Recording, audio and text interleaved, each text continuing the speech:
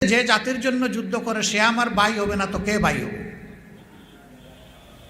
বলে তোমাকে যদি মেরে ফেলে আমি শহীদ হব। তোমার মা বাবা কাঁদবে না? কয় না, কাঁদবে না। কেন কাঁদবে না? কয় আমি বলে এসেছি আমি জাতির জন্য লড়তে যাচ্ছি, আমি মরে গেলে তোমরা কেঁদো না। আমাদের সন্তানেরা স্লোগান দিয়েছে, বুকের ভিতরে তুমুল ঝড়, বুক পেতেছি গুলি কবি। সেই ঝড়টা কি ছিল? সেই ঝড়টা ছিল তারা প্রত্যেকটি দেশের জাতির যুব সমাজ অন্যায়ের বিরুদ্ধে সবসময় রুখে দাঁড়ায়। তারা দেখেছিল যে অন্যায়ের সৈলাবে গোটা দেশ ভেসে যাচ্ছে, দুর্নীতি চতুর্দিকে গ্রাস করে ফেলেছে, স্বজনপ্রীতির জ্বালায় জাতি অতিষ্ঠ, একটা পরিবার একটা গোষ্ঠীর কাছে গোটা জাতি বন্দী, কৌটার নামে তাদের মেধার অধিকার কেড়ে নেওয়া হয়েছিল। এই সমস্ত দেখে আমাদের যুব সমাজ তারা বিদ্রোহী হয়ে উঠেছিল। 15.5 বছরের লাগাতার ত্যাগ তিতিক্ষা কুরবানি আন্দোলন সব কিছুর নির্যাস ছিল এই বছরের জুলাই 1 থেকে আগস্ট 5। এখন আর আগস্ট 5 বলে না, সবাই বলে 36 জুলাই। কেন বলে? ওই 1 তারিখের ধারাবাহিকতায় ওইটাকে কাউন্ট করতে চায়। এই ঘটনায় আমাদের 2000-এর কম বেশি কলিজার টুকরা সহকর্মীরা দুনিয়া থেকে বিদায় নিয়েছে, জাগ্রত নাগরিকরা বিদায় নিয়েছে, আমাদের সন্তান সন্ততিরা বিদায় নিয়েছে, কুলের শিশুও বিদায় নিয়েছে, এমনকি অন্তঃসত্ত্বা মাও বিদায় নিয়েছে। অনেকে আহত এবং পঙ্গু হয়েছে। যারা বিদায় নিয়েছেন তাদের বাড়িতে, তাদের পরিবারের কাছে আমরা যাওয়ার চেষ্টা করেছি, তাদেরকে সান্ত্বনা দেওয়ার, তাদের পাশে দাঁড়ানোর আমাদের অঙ্গীকার ব্যক্ত করার। আর যারা আহত হয়েছে তাদেরকে আমরা হাসপাতালগুলা এবং বাড়ি বাড়ি ঘুরে দেখার চেষ্টা করেছি। হাসপাতালে যখন ঢাকা মেডিকেল কলেজে আমরা 7 তারিখে গেলাম, তখন রক্ত গায়ে লেগে আছে, হাত কাটা পড়ে গেছে, পা কাটা পড়ে গেছে, 2 চোখে দেখছে না। সেই লোকদের পাশে যখন বসে জিজ্ঞেস করলাম যে এই মুহূর্তে তোমার কেমন লাগছে, বলে যে খুবই ভালো লাগছে। তোমার কাটা হাত কাটা পা, তোমার হারিয়ে যাওয়া চোখ, তারপরে তুমি কিভাবে বলছো যে তুমি ভালো আছো? বলে যে কারণে লড়াই করেছিলাম আমাদের লড়াই সফল হয়েছে। তোমরা কি জন্য লড়াই করেছিলে? বলে যে আমরা স্বাধীনতার জন্য লড়াই করেছিলাম, আমরা সেই স্বাধীনতা পেয়েছি, এই জন্যে আমার সকল দুঃখ ব্যথা বেদনা আমি ভুলে গিয়েছি। জিজ্ঞেস করলাম তুমি হাত হারা, পা হারা, চোখ হারা, আগামীতে তো আর জাতির প্রয়োজনে ওরকম করে তোমার সাড়া দেওয়া সম্ভব হবে না। বলে কেন হবে না? আল্লাহ আমার একটা হাত নিয়েছেন, অবশিষ্ট আরেকটা আছে, সেটা দেওয়ার জন্য জাতির প্রয়োজনে প্রস্তুত আছে। 6-7 বছরের একটা ছেলে এই উত্তরার রাস্তায়, তাকে বড়রা বলছে এই তুমি চলে যাও। কই আপনাকে আমাকে চলে যাওয়ার বলার? আমি এসেছি আন্দোলন করতে, আর আপনি বলছেন আমাকে আপনি চলে যান মিয়া। সেই ছবিটা আপনারা অনেকে দেখেছেন। তাকে একদিকে ধাক্কা দিয়ে সে আরেকদিকে রুখে দাঁড়ায়। এরপরে তারে জিজ্ঞেস করা হলো যে তুমি কেন এসেছো? বলে যে আন্দোলন করতে এসেছে। বলে কি জন্য আন্দোলন করবো? যে ওরা আমার ভাইকে খুন করেছে।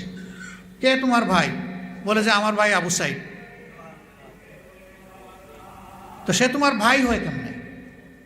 এই ছেলেকে কে এগুলো শিখিয়ে দিল? বলতেছে যে জাতির জন্য যুদ্ধ করে সে আমার ভাই হবে না তো কে ভাই হবে? বলে তোমাকে যদি মেরে ফেলে আমি শহীদ হব। তোমার মা বাবা কাঁদবে না? কয় না, কাঁদবে না।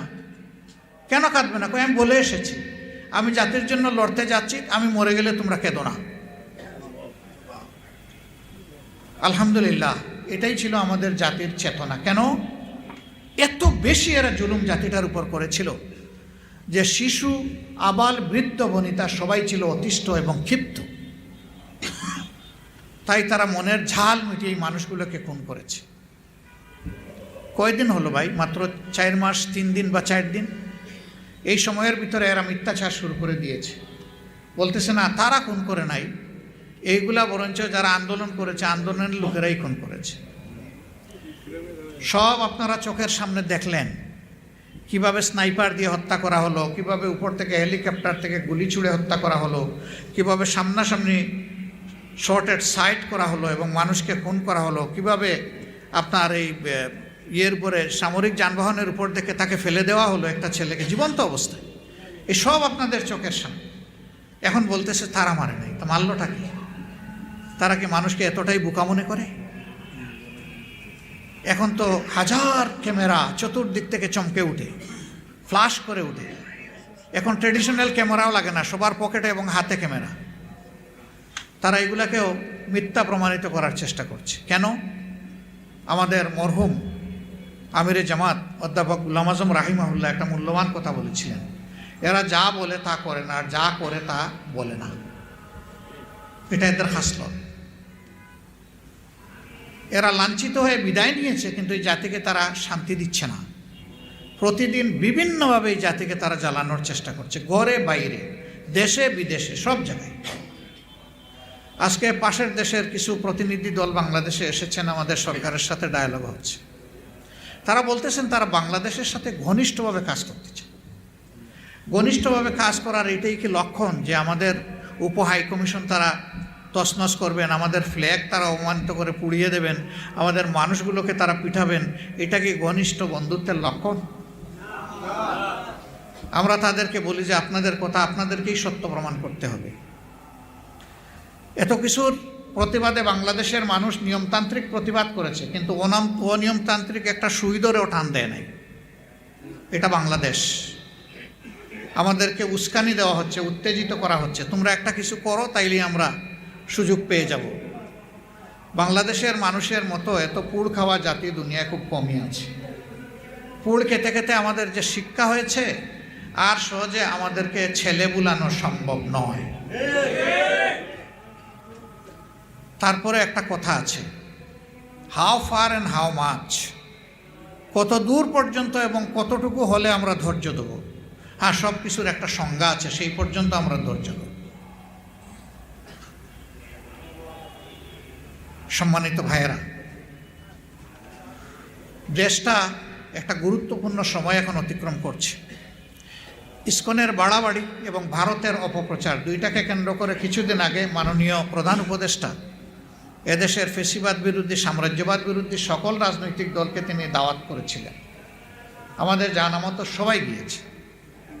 আমরা সবাই এক বাক্যে আওয়াজ তুলেছি, আমরা সকল প্রকার ফেসিবাদ এবং অপপ্রচারের বিরুদ্ধে।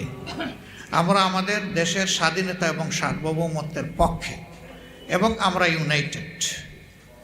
আমরা জাতিকে বিভক্ত করতে দেব না। পরের দিন আপনারা দেখেছেন বিভিন্ন ধর্মের যারা গুরুত্বপূর্ণ সম্মানিত ব্যক্তিবর্গ, তাদেরকে নিয়ে আবার প্রধান উপদেষ্টা একটা সেশন করেছে।